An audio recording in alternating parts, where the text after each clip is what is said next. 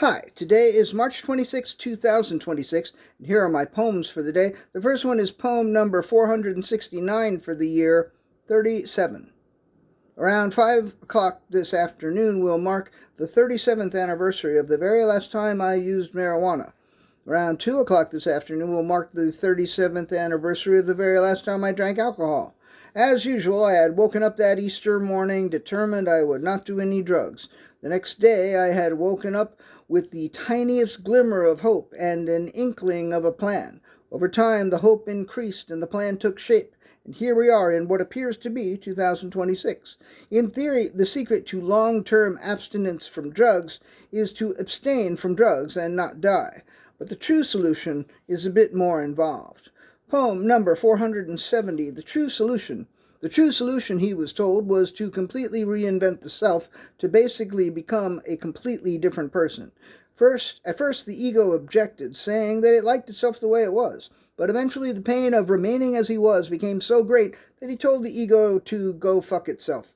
Rather than fuck itself, the ego burst into rather a lot of tiny bits of goo and sludge and shit and scattered itself into the atmosphere until it basically didn't exist. But a single kernel of consciousness that some might call a soul began to bud and blossom and became a beautiful and fragrant flower where once there had been an odious weed. If you happen to pass by the flower, please don't water it with alcohol or plant marijuana seeds near it or give it heroin or cocaine.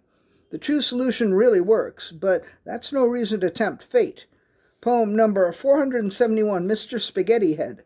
Giovanni Favarini was a very creative soul, and just before Mr. Potato Head came out in 1949, capturing the imagination of children everywhere, Giovanni came up quite independently with Mr. Spaghetti Head. Actually, he came up with Mr. Spaghetti Foot first, but he immediately dismissed that idea. He designed little ears and eyes, arms and a hat, and a nose and a mouth, and put them in a colorful box. That's right, in just the same way that in the original Mr. Potato Head you were supposed to supply your own potato, with Mr. Spaghetti Head you supplied your own spaghetti.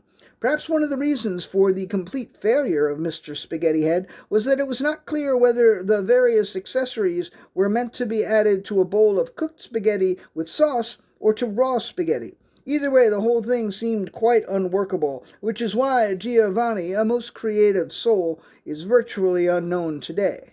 Poem number 472, On Not Remembering a Beatles Song.